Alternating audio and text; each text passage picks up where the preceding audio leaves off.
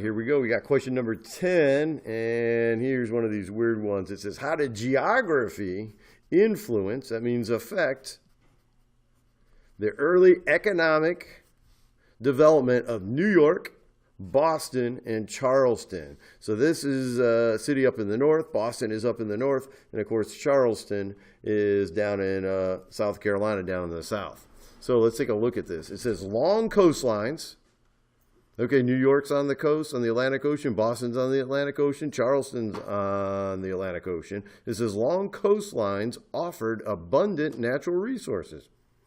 I don't know what they qualify as long. I have a question about, well, what qualifies long? But okay, I could go along with that. Choice B, it says proximity. There's a big fancy word, one of those star words they're trying to throw out there to confuse you. Proximity just means that it's near. Approximate. Thank you. It's approximate. Yeah, it's near flooding rivers, limited development. So these places were getting flooded all the time, so they wouldn't develop. And I would ask, the question is, why would you put a city in an area that's going to flood all the time? So I'm questioning that.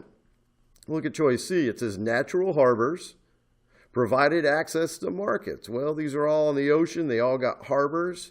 Provided access to markets. Remember, a harbor is a place where you load and you unload ships. So that one sounds all right.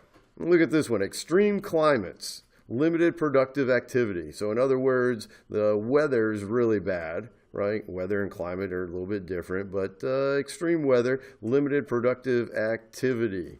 You might be able to argue that for New York and Boston, but down in Charleston, it's pretty much warm all year, so I'm going to call that one out.